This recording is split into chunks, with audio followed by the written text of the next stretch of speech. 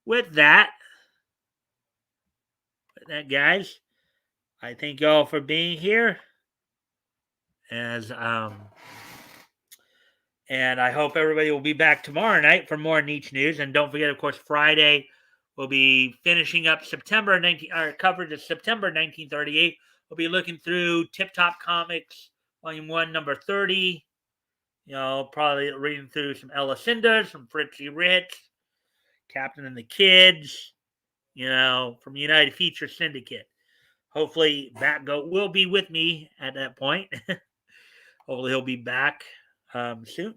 And I thank everybody for being here tonight. Let's see. I don't remember that episode. Well, apparently, I guess it later.